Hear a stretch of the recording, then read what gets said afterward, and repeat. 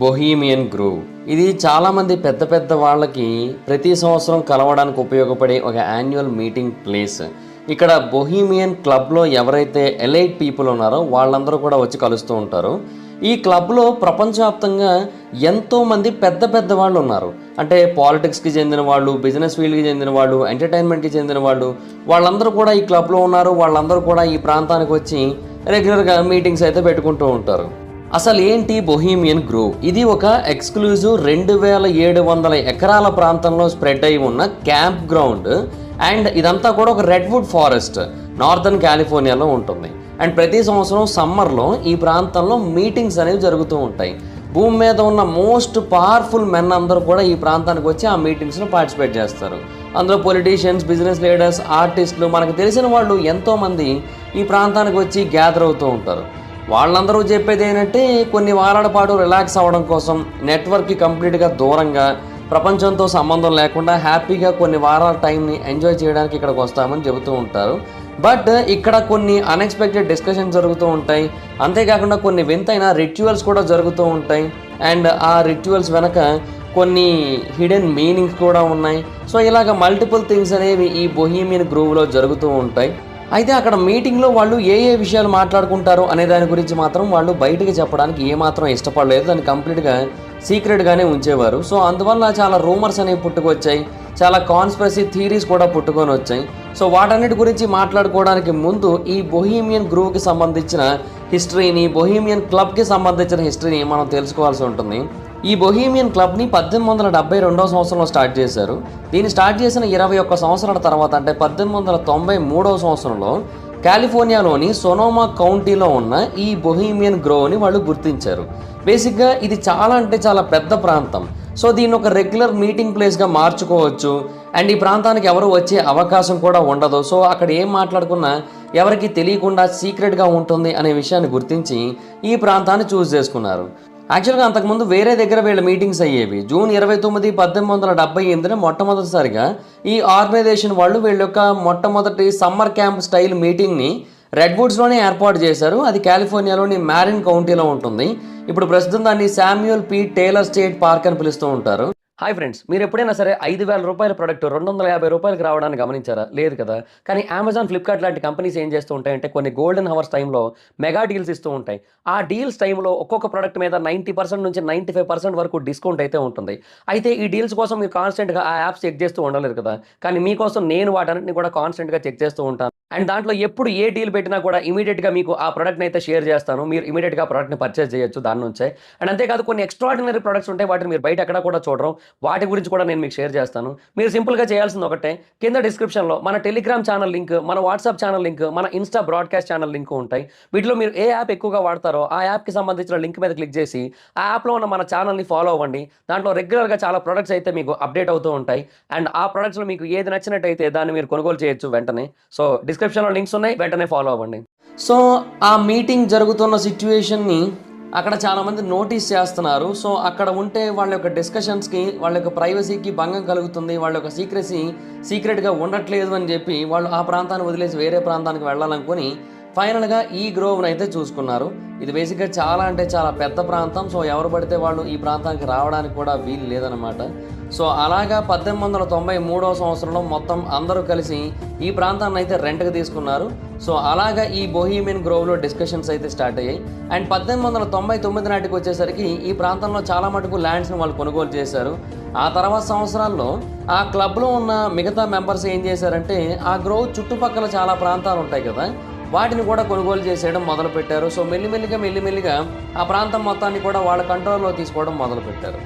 అయితే ఈ బొహీమియన్ గ్రోవ్కి అటెండ్ అయ్యే వాళ్ళలో చాలా అంటే చాలా పెద్దవాళ్ళు ఉన్నారు. అంటే మనకు తెలిసిన వాళ్ళు ఎంతోమంది ఉన్నారు.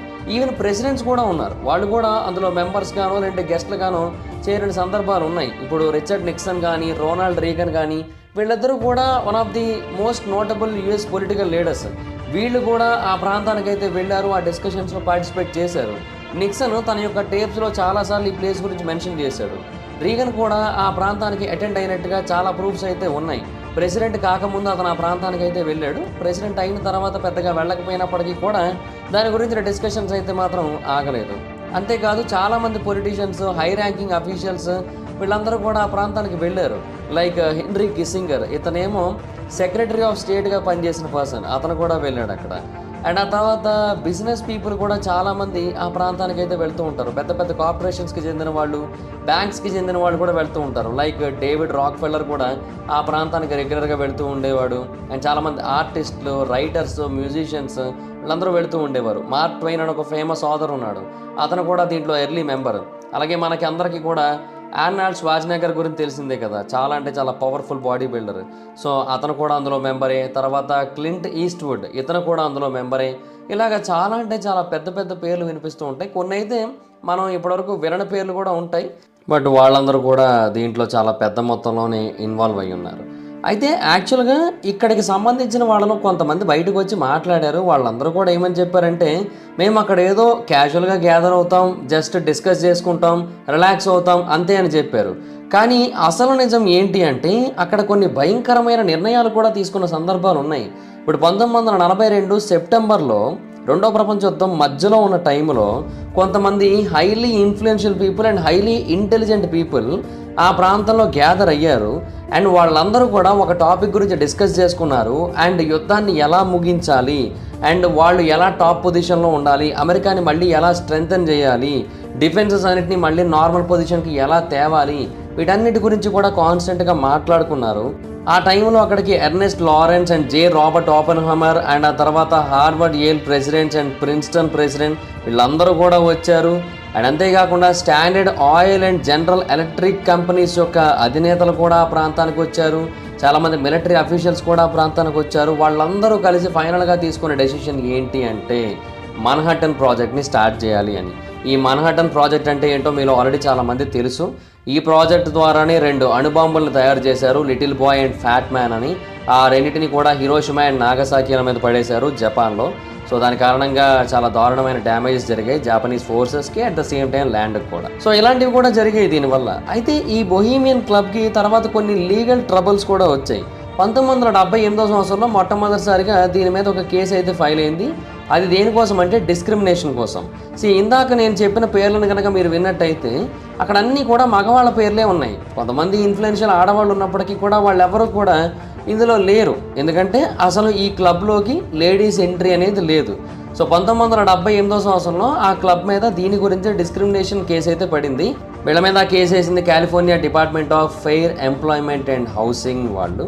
ప్రాబ్లం ఏంటి అంటే, వీళ్ళు ఫిమేల్ ఎంప్లాయీస్ని హైర్ చేసుకోవడానికి రిఫ్యూజ్ చేశారు. సో జనవరి 1981లో అడ్మినిస్ట్రేటివ్ లా జడ్జ్ ఆ క్లబ్ చేస్తున్న థింగ్స్ని సపోర్ట్ చేశాడు. అంటే ఆ జడ్జ్ ఏమని చెప్పాడంటే, ఆ క్లబ్ మెంబర్స్ అందరూ కూడా మెన్స్ అవ్వడం వల్ల సో వాళ్ళు కొన్నిసార్లు ఓపెన్గా టాయిలెట్స్కి వెళుతూ ఉంటారు. ఎందుకంటే ఆ అడవి మధ్యలో ఎక్కువ ఫెసిలిటీస్ని ఏర్పాటు చేయడం అంత ఈజీ కాదు కాబట్టి. సో ఒకవేళ మహిళలు కనుక అక్కడ ఉండి మహిళలు కనుక వర్క్ చేస్తున్నట్టయితే అక్కడ ఉన్న వాళ్ళందరూ కూడా చాలా అన్కంఫర్టబుల్గా ఫీల్ అవ్వాల్సి ఉంటుంది అండ్ వాళ్ళ బిహేవియర్ని మార్చుకోవాల్సి ఉంటుంది. ఇది కరెక్ట్ కాదని చెప్పాడు ఆయన. సో మేబీ జస్ట్ కొన్ని వాష్రూమ్స్ కడితే అయిపోయింది కదా అనే పాయింట్ అయితే వచ్చింది. సో ఇది చాలామందికి వియర్డ్ ఆర్గ్యుమెంట్ అనిపించింది. అండ్ ఆఫ్ కోర్స్ ఈ డెసిషన్ని ఆ తర్వాత మళ్ళీ అక్టోబర్ 1981లో ఓవర్ రూల్ చేసి ఆ క్లబ్ వాళ్ళని ఉమెన్ని హైర్ చేసుకోమని ఆర్డర్ చేశారు. సో బొహీమియన్ క్లబ్ వాళ్ళు ఈ నిర్ణయంతో హ్యాపీగా లేక ఈ విషయాన్ని కాలిఫోర్నియా సుపీరియర్ కోర్టుకి తీసుకొని వెళ్ళారు. కోర్టు వాళ్ళు ఏమని చెప్పారంటే, వీళ్ళు చేస్తోంది రైటే, ఎందుకంటే అది ఎలైట్ గ్రూప్కి సంబంధించిన సర్వీసెస్ని ఎవరు అందించాలి అనేది కంప్లీట్గా వాళ్ళ నిర్ణయం అది. సో దాంట్లో మనం వేలు పెట్టడానికి లేదు అని చెప్పాడు ఆయన. కాకపోతే తర్వాత తెలిసిన విషయం ఏంటంటే, ఆ ట్రయల్ జడ్జి అంతకుముందు ఆ క్లబ్ యాక్టివిటీస్లో పార్టిసిపేట్ చేసిన పర్సన్. సో ఈ విషయం తెలిసిన తర్వాత ఎంప్లాయ్మెంట్ అండ్ హౌసింగ్ కమిషన్ వాళ్ళు మళ్ళీ గివప్ ఇవ్వకుండా కేసుని మళ్ళీ కాలిఫోర్నియా హైకోర్టు తీసుకొని వెళ్ళారు. ఈసారి కోర్టు ఏమో బొహీమియన్ క్లబ్కి అగైనిస్ట్గా చెప్పింది. సో మీరు ఎంత పెద్దవాళ్ళైనా, ఎంత తోపులైనా, ఎంత పుడింగులైనా సరే చట్టానికి అతీతులు కాదు. సో మిగతా వాళ్ళందరూ ఎలాగైతే ఫెయిర్ ఎంప్లాయ్మెంట్ పాలసీని మెయింటైన్ చేస్తున్నారో మీరు కూడా అలాగే మెయింటైన్ చేయాల్సి ఉంటుంది, మీరు కూడా ఆడవాళ్ళని హైర్ చేసుకోవాల్సి ఉంటుందని చెప్పింది. తర్వాత వీళ్ళు అంటే క్లబ్ వాళ్ళు ఈ కేసుని సుప్రీంకోర్టు తీసుకొని వెళ్ళడానికి ట్రై చేశారు 1987లో. బట్ కోర్టు అయితే రిఫ్యూజ్ చేసింది దాన్ని రివ్యూ చేయడానికి. సో ఇంకా వాళ్ళకి వేరే ఆప్షన్ లేక ఫైనల్గా ఫిమేల్ ఎంప్లాయీస్ని హైర్ చేసుకోవడం మొదలుపెట్టారు వాళ్ళ యొక్క సమ్మర్ ఈవెంట్స్కి. సో ఆ తర్వాత మెల్లిమెల్లిగా ఫిమేల్ ఎంప్లాయీస్ యొక్క కౌంట్ అయితే పెరిగింది. కాకపోతే మరీ ఎక్కువ మంది ఫిమేల్ ఎంప్లాయీస్ అయితే రాలేదు ఉద్యోగం చేయడానికి, ఎందుకంటే వాళ్ళకి తెలుసు ఇది చాలా అన్కంఫర్టబుల్ జాబ్ అని. అయితే ఈ ప్రాంతంలో మనకి 2 పెద్ద పెద్ద స్టాచ్యూస్ కూడా కనబడుతూ ఉంటాయి. అందులో ఒకటేమో జైంట్ వుడెన్ ఓవెల్, ఇంకొకటేమో చెక్కతో చేయబడిన జాన్ ఆఫ్ నెపోమక్ అనే ఒక వ్యక్తి యొక్క విగ్రహం. సో బేసిక్గా అతనికి సంబంధించిన కథ ఏంటి అంటే, అతను కన్ఫెసర్ ఆఫ్ బొహేమియన్ క్వీన్. అంటే బొహేమియన్ క్వీన్ చనిపోయే టైంలో తన యొక్క రహస్యాలన్నిటినీ కూడా ఇతనికి చెప్పి చనిపోయింది. అయితే ఆ తర్వాత ఇంకొక పర్సన్ ఇతని దగ్గరకు వచ్చి, ఆవిడ నీకేం చెప్పిందో అవన్నీ కూడా నాకు చెప్పు అన్నాడు. కానీ ఇతను ఆ మొనార్చ్కి విషయాలు ఏవి కూడా చెప్పలేదు. ఆ రాణి తనకు ఏవైతే చెప్పిందో వాటన్నింటినీ కూడా రహస్యంగా ఉంచడానికే నిర్ణయించుకున్నాడు. చంపేస్తానని చెప్పినా కూడా అతను చెప్పడానికి ఇష్టపడలేదు. అండ్ ఫైనల్గా చంపేశారు కూడా, రహస్యాలు ఏవి బయటకు చెప్పలేదని. సో అతని యొక్క విగ్రహాన్ని ఇక్కడ ఎందుకు ఏర్పాటు చేశారంటే, వీళ్ళు కూడా సీక్రెట్స్ మెయింటైన్ చేయాలనుకుంటారు కదా, ఇక్కడవన్నీ కూడా బయటకు వెళ్ళకూడదు అనుకుంటారు కదా. సో అందుకోసమని వాళ్ళు అతన్ని సింబల్ ఆఫ్ సీక్రసీగా పెట్టుకొని అక్కడ పూజిస్తూ ఉంటారు, లేదా దండం పెట్టుకుంటూ ఉంటారు, లేదంటే ఇన్స్పైర్ అవుతూ ఉంటారు, ఎలాగైనా అనుకోవచ్చు మనం. ఇంకా ఓవల్ విషయానికి వచ్చినట్టయితే దాన్ని విజ్డమ్కి సంకేతంగా అక్కడ ఏర్పాటు చేసుకున్నారు. సో అక్కడ ఉన్న మెంబర్స్ అందరూ కూడా హై లెవెల్ విజ్డమ్ని కలిగి ఉన్న వాళ్ళనైతే వాళ్ళందరూ నమ్మకం. ఆఫ్ కోర్స్ అది కూడా వాస్తవమే కదా, అందుకే అంత సక్సెస్ అయ్యారు కూడా. సో దాన్ని లేట్ 1920s కట్టారు. అండ్ ఇప్పటికీ కూడా అది ఆ ప్రాంతంలోనే ఉంది. దాన్ని ఇప్పటికీ కూడా ఎవరూ తొలగించలేదు. ఈవెన్ ఇప్పటికైనా సరే ఆ చుట్టుపక్కల ప్రాంతాల్లో నివసించే వాళ్ళు ఎవరైనా సరే అక్కడికి వెళ్ళినట్టయితే దాన్ని చూడొచ్చు కూడా. అయితే ప్రతి ఇయర్ ఆ ప్రాంతంలో క్రెమేషన్ ఆఫ్ కేర్ సెరమనీ అని జరుగుతూ ఉంటుంది. సో దాని గురించి తెలుసుకోవడానికి ముందు ఆ ప్రాంతంలో జరిగే లాగింగ్ గురించి తెలుసుకోవాల్సిన అవసరం ఎంతైనా ఉంది. బేసిక్గా బొహీమియన్ క్లబ్ మెంబర్స్లో చాలామంది ఆ ప్రాంతంలో లాగింగ్ చేస్తుంటారు. అంటే చెట్లను కొట్టేసి ఆ దుంగలన్నింటినీ కూడా కట్ చేయించి వాటన్నిటిని అమ్ముకుంటున్నారు. అంటే ఆ ప్రాంతంలో మెజారిటీ ఆఫ్ ద ల్యాండ్ని ఆ క్లబ్ మెంబర్సే సొంతం చేసుకున్నారని ఒకప్పుడు చెప్పాను కదా. సో అప్పటి నుంచి కూడా ఈ ప్రాంతంలో లాగింగ్ అనేది జరుగుతోంది. అండ్ 1984 నుంచి ఎక్కువైపోయింది. 2007వ సంవత్సరం వరకు కూడా చాలా భారీ స్థాయిలో ఇక్కడ చెట్లను కొట్టేశారు. సుమారుగా 11 మిలియన్ బోర్డ్ ఫీట్ ఆఫ్ లంబర్ని అక్కడ ఉన్న రెడ్వుడ్ నుంచి, డగ్లస్ ఫర్ ఫారెస్ట్ నుంచి తొలగించారు. ఎడ్వర్డ్ టోనీమని ఆ క్లబ్ యొక్క ఫారెస్టర్ ఒక అతను ఉన్నాడు. అతను 2006వ సంవత్సరంలో రిజైన్ చేసేసాడు. ఎందుకంటే ఆ క్లబ్ మెంబర్స్ అతని మీద ఇంకా ప్రెషర్ పెడుతున్నారంట, లాగింగ్ ఇంక్రీజ్ చేయమని, దానికి పర్మిషన్ ఇవ్వమని. ఇతను ఏమంటున్నాడంటే, మరీ ఎక్కువ లాగింగ్ చేసినట్టయితే ఆ ప్రాంతం మరింత బ్రషీగా మారిపోతుంది. సో అప్పుడు ఆ ప్రాంతంలో ఫైర్ యాక్సిడెంట్లు జరిగే అవకాశాలు చాలా ఎక్కువగా ఉంటాయని చెప్పాడు ఆయన. కానీ వీళ్ళైతే వినలేదు. సో 2007వ సంవత్సరంలో బొహీమియన్ క్లబ్ వాళ్ళు ఏం చేశారంటే నాన్ ఇండస్ట్రియల్ లాగింగ్ పర్మిట్ని తీసుకున్నారు ఆ ప్రాంతంలో. సో ఈ పర్మిట్ రావడం వల్ల ఆ లాగింగ్ని ఇంకా ఎక్కువ చేసుకోవడానికి అవకాశం దొరికింది వాళ్ళకి. సో అప్పటి వరకు సంవత్సరానికి 8 lakh board feet per year మాత్రమే చేస్తే అప్పటి నుంచి 1.7 million board feet per year చేశారు. అలాగే 50 సంవత్సరాల పాటు చేయడానికి వాళ్ళైతే పర్మిషన్స్ తీసుకున్నారు. సో వాళ్ళు ఏమంటున్నారంటే, ఎక్కువ లాగింగ్ చేసినట్టయితే ఆ ప్రాంతంలో ఫైర్ యాక్సిడెంట్స్ అనేవి జరిగే అవకాశం ఏమాత్రం లేదు అని అయితే తెలియజేస్తూ వచ్చారు. అయితే ఫిలిప్ రండల్ లాంటి ఎక్స్పర్ట్స్, అంటే ఇతను యూనివర్సిటీ ఆఫ్ కాలిఫోర్నియాలో బయాలజీ ప్రొఫెసర్గా చేస్తున్నాడు. అతను ఏమంటున్నాడంటే, లేదు ఇది ఫైర్ యాక్సిడెంట్లని ఆపడం కోసం చేస్తున్న ప్రక్రియ అయితే కాదు, ఆ రెడ్వుడ్స్ అనేవి చాలా కాస్ట్లీ, సో అందుకనే వాటిని కట్ చేసి వాటిని అమ్ముకుంటున్నారు అంతే. నిజానికి రెడ్వుడ్స్ అనేవి అంత ఫ్లేమబుల్ కాదు. సో మంటలు ఏమాత్రం ఎక్కువ స్థాయిలో అంటుకోని చెట్టని మంటలు అంటుకుంటాయనే రీజన్తో కట్ చేసి అమ్మేస్తున్నారంటే కేవలం డబ్బుల కోసమే కదా అనేది చెబుతూ వచ్చాడు. సో ఆ తర్వాత క్లబ్ వాళ్ళు అయితే పర్మిట్ రిక్వైర్మెంట్స్ అన్నింటినీ కూడా మీట్ అవ్వడానికి ట్రై చేశారు. అంటే ఇంకొక దగ్గర ఒక 163 ఎకరాల ల్యాండ్ని ఇచ్చారు రాకీ మౌంటైన్ ఎల్క్ ఫౌండేషన్ వాళ్ళకి, అంటే కన్జర్వేషన్ కోసం. అలాగే ఇక్కడ కూడా ఒక 57 ఎకరాల ప్రాంతాన్ని నాన్ లాగబుల్గా వదిలేయడానికి ట్రై చేశారు. బట్ క్లబ్ యొక్క టోటల్ టింబర్ ల్యాండ్ చాలా అంటే చాలా పెద్దగా ఉంది, ఆ పర్మిట్ని దాటే ఉంది అది కూడా. సో అందుకని 2011వ సంవత్సరంలో జడ్జి దాన్ని రిజెక్ట్ చేసేసి ఆ క్లబ్ యొక్క లాగింగ్ ప్లాన్ మొత్తాన్ని కూడా మార్చేశారు.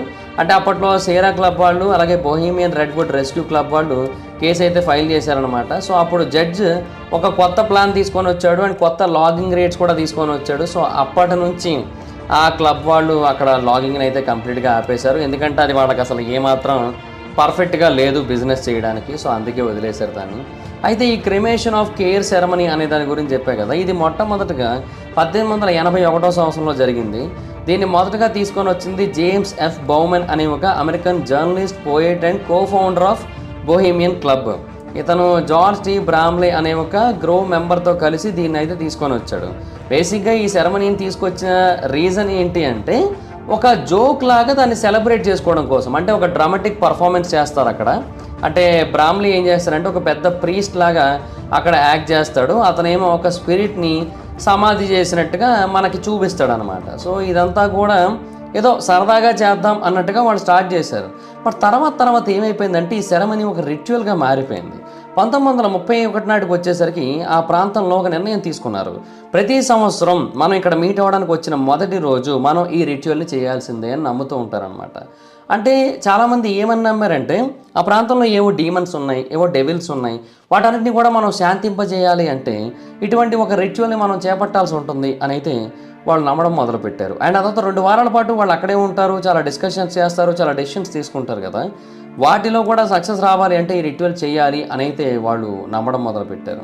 సో వినడానికి వింతగా అనిపిస్తూ ఉండొచ్చు, అంతంత పెద్ద వాళ్ళు బాగా ఇన్ఫ్లుయెన్స్ ఉన్నవాళ్ళు ఇలాంటివి నమ్ముతూ వచ్చారు అంటే ఇంకా ఆబ్వియస్లీ కొన్నిసార్లు అంతే, ఇంకా సిచ్యువేషన్స్ అలా సహకరిస్తూ ఉంటాయి. అయితే బేసిక్గా ఈ బొహీమియన్ గ్రోవ్ చుట్టూ చాలా బ్లాక్ మెయిల్స్ కూడా నడుస్తూ ఉంటాయి. చాలామంది హై లెవెల్ ఇన్ఫ్లుయెన్స్ ఉన్న పీపుల్, చాలా పవర్ఫుల్ పీపుల్, చాలా ఫేమస్ పీపుల్ ఇక్కడికి వస్తూ ఉంటారని చెప్పాను కదా. వాళ్ళందరూ కూడా ఈ ప్రాంతానికి వచ్చిన తర్వాత వాళ్ళ చేత కొన్ని అన్ఎక్స్పెక్టెడ్ థింగ్స్ చేయిస్తూ ఉంటారు. అంటే వాళ్ళు ఇలా చేసాము అని కనుక బయటికి తెలిసినట్టయితే వాళ్ళ పరువు అంతా పోతుంది అని వాళ్ళు భయపడతారు చూడండి, అలాంటి కైండ్ ఆఫ్ పనులు చేయిస్తూ ఉంటారు వాళ్ళ చేత. అంటే అదేదో ఇంటెన్షనల్గా అన్నట్టు వాళ్ళకి అనిపించదు, కానీ వీళ్ళైతే ఇంటెన్షనల్గానే చేయిస్తూ ఉంటారు. సో వింత పార్టిసిపేట్లో పార్టిసిపేట్ చేయడం, కొన్ని ఇలిసిట్ సబ్స్టాన్సెస్ని వాడేటట్టు చేయడం, ఇవన్నీ కూడా చేస్తూ ఉంటారు. ఇంకా చాలా ఉంటాయి లేండి, అవన్నీ కూడా ఇంకా బయటికి చెప్పలేము. అక్కడ ఫిమేల్ స్టాఫ్ ఉంటారు కదా, వాళ్ళ విషయంలో కూడా కొన్ని థింగ్స్ జరుగుతూ ఉంటాయి, ఇవన్నీ ఉంటాయి. సో ఇవన్నీ కూడా బయటకు వచ్చాయంటే వాళ్ళ పరువు అంతా పోతుంది. పొలిటీషియన్స్ అయినా, ఫేమస్ పీపుల్ అయినా, ఎవరికైనా సరే చాలా ప్రాబ్లం కదా అది.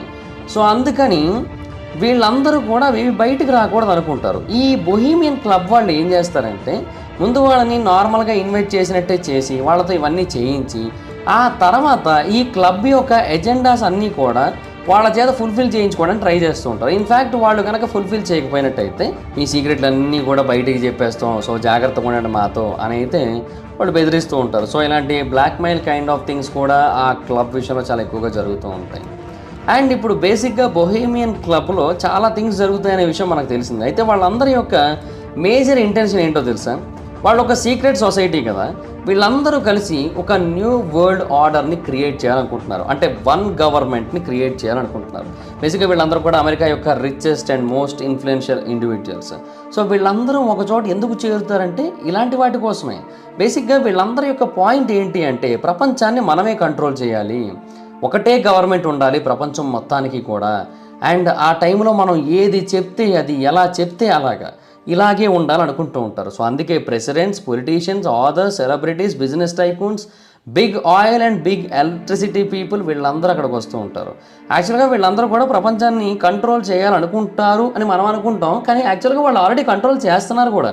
ఇప్పటికీ కూడా సడన్గా సౌదీ అరామ్కో కంపెనీయో లేదంటే ఇంకేదైనా వేరే టాప్ మోస్ట్ రిక్వైర్డ్ కంపెనీ, అంటే ఇప్పుడు ఆ కంపెనీ ఏదైతే సర్వీసెస్ మనకు అందిస్తుందో అవి ప్రపంచం మొత్తానికి కావాలి, అవి లేకపోతే ప్రపంచం ముందుకు నడవలేదు అనే కైండ్ ఆఫ్ థింగ్స్ ఉంటాయి కదా.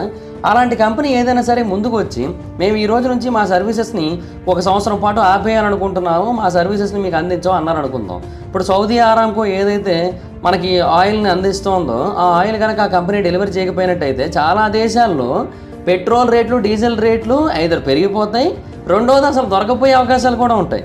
సో ఇప్పటికే వాళ్ళ యొక్క డామినేషన్ అనేది చాలా గట్టిగా ఉంది, మనం వాళ్ళ చేతుల్లోకి వెళ్ళిపోయాము ఆల్రెడీ. ఇప్పుడు అంతెందుకు పెట్రోల్ రేట్లు చూడండి ఎప్పటికప్పుడు పెరుగుతూనే ఉంటాయి, ఇళ్ల రేట్లు చూడండి ఎప్పటికప్పుడు పెరుగుతూనే ఉంటాయి. ఇదంతా కూడా రియల్ ఎస్టేట్ వాళ్ళు ఆడించే ఆట.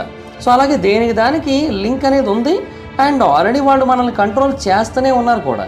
సో వీటన్నిటిని ఇంకా పెద్ద స్థాయిలో చేయాలనుకుంటున్నారు. ఈ బొహీమియన్ గ్రోవ్లో కూర్చొని వీళ్ళందరూ కూడా వన్ వరల్డ్ గవర్నమెంట్ కోసం వాళ్ళైతే ఫోకస్డ్గా ప్లాన్లు అయితే చేశారు, ఇప్పటికీ కూడా చేస్తున్నారు అని అయితే చాలామంది నమ్ముతూ ఉంటారు. కాకపోతే ఇప్పుడైతే అంత ఈజీ కాదు. బట్ దీన్ని ఎప్పుడైతే 1872 తర్వాత 1900 సంవత్సరాలు ఆ టైంలో డెఫినెట్గా కొంతవరకు సాధ్యమే అని అనిపించేది, ఎందుకంటే అప్పుడు సిచ్యువేషన్ కొంచెం డిఫరెంట్గా ఉండేవి. బట్ ఇప్పుడైతే మాత్రం అంత ఈజీ కాదనే చెప్పాలి. సో వన్ వరల్డ్ గవర్నమెంట్ అనేది అంత ఈజీ కాదు. Rich becomes rich, poor becomes poor అనే కాన్సెప్ట్ అయితే మాత్రం కొంతవరకు కంటిన్యూ అవుతోంది. బట్ స్టిల్ చాలామంది పీపుల్ డెఫినెట్గా బిజినెస్లు స్టార్ట్ చేసి బయటకు వస్తున్నారు దాని నుంచి. అండ్ వాళ్ళ యొక్క ఇంకొక ఇంటెన్షన్ ఏంటి అంటే మనుషుల్ని ఉద్యోగాల నుంచి తీసేసి కంప్లీట్గా రోబోట్స్తో ఫిల్ చేసేయాలి, సో వాళ్ళు ఇంకా పే చేయాల్సిన అవసరం లేదు అని. సో ఇదైతే ప్రస్తుతానికైతే నడుస్తూ ఉంది. కొన్ని చోట్ల ఇప్పటికే చాలామంది ఉద్యోగాలు పీకేసి రోబోలను ఆ ప్రాంతంలో ఏర్పాటు చేసేసారు కూడా. సో మేబీ ఇది ఎంతవరకు ముందుకెళ్తో తెలియదు కానీ, బట్ ప్రస్తుతానికైతే ఇదన్నమాట సిచ్యువేషన్. ఇన్ని రహస్యాలు దాగున్నాయి ఆ బొహీమియన్ గ్రేవ్లో. సో ఇది గైస్ వీడియో. ఈ వీడియో చూసిన తర్వాత మీ ఒపీనియన్ ఏంటో కింద కామెంట్స్ కింద తెలియజేయండి. So that's guys, thanks for watching the video. Video కనుక మీకు నచ్చినట్టయితే లైక్ చేయండి, వీడియో షేర్ చేయండి. ఇప్పుడు ఎవరైనా మన ఛానల్ సబ్స్క్రైబ్ చేసుకోకపోతే ఇప్పుడే సబ్స్క్రైబ్ చేసుకోండి. పక్కన బెల్ ఐకాన్ చాలో పెట్టుకోండి, నా ఫర్దర్ వీడియోస్ మిస్ అవ్వకుండా చూడొచ్చు. చాలా మంది చూస్తున్నారు కానీ సబ్స్క్రైబ్ చేసుకోవట్లా. So please try to subscribe like the bell icon also. నా ఇన్స్టాగ్రామ్ ఐడి జబర్దస్త్ మైదర్, మాకు కూడా వచ్చి ఫాలో అవచ్చు. Thank you so much guys. Bye. మీటర్ next video. Bye bye. Hi friends, మీరు ఎప్పుడైనా సరే 5,000 రూపాయల ప్రోడక్ట్ 250 రూపాయలకి రావడాన్ని గమనించారా? లేదు కదా. కానీ అమెజాన్, ఫ్లిప్కార్ట్ లాంటి కంపెనీస్ ఏం చేస్తూ ఉంటాయంటే కొన్ని గోల్డెన్ హవర్స్ టైంలో మెగా డీల్స్ ఇస్తూ ఉంటాయి. ఆ డీల్స్ టైంలో ఒక్కొక్క ప్రోడక్ట్ మీద 90% నుంచి 95% వరకు డిస్కౌంట్ అయితే ఉంటుంది. అయితే ఈ డీల్స్ కోసం మీరు కాన్స్టెంట్గా ఆ యాప్స్ చెక్ చేస్తూ ఉండలేదు కదా. కానీ మీకోసం నేను వాటన్నిటిని కూడా కాన్స్టెంట్గా చెక్ చేస్తూ ఉంటాను. అండ్ దాంట్లో ఎప్పుడు ఏ డీల్ పెట్టినా కూడా ఇమీడియట్గా మీకు ఆ ప్రోడక్ట్ని అయితే షేర్ చేస్తాను. మీరు ఇమీడియట్గా ఆ ప్రోడక్ట్ని పర్చేస్ చేయొచ్చు దాని నుంచే. అండ్ అంతేకాదు కొన్ని ఎక్స్ట్రాడినరీ ప్రొడక్ట్స్ ఉంటాయి, వాటిని మీరు బయట ఎక్కడ కూడా చూడరు. వాటి గురించి కూడా నేను మీకు షేర్ చేస్తాను. మీరు సింపుల్గా చేయాల్సింది ఒకటే, కింద డిస్క్రిప్షన్లో మన టెలిగ్రామ్ ఛానల్ లింక్, మన వాట్సాప్ ఛానల్ లింక్, మన ఇన్స్టా బ్రాడ్కాస్ట్ ఛానల్ లింక్ ఉంటాయి. వీటిలో మీరు ఏ యాప్ ఎక్కువగా వాడతారో ఆ యాప్కి సంబంధించిన లింక్ మీద క్లిక్ చేసి ఆ యాప్లో ఉన్న మన ఛానల్ని ఫాలో అవ్వండి. దాంట్లో రెగ్యులర్గా చాలా ప్రొడక్ట్స్ అయితే మీకు అప్డేట్ అవుతూ ఉంటాయి. అండ్ ఆ ప్రొడక్ట్స్లో మీకు ఏది నచ్చినట్టయితే దాన్ని మీరు కొనుగోలు చేయొచ్చు వెంటనే.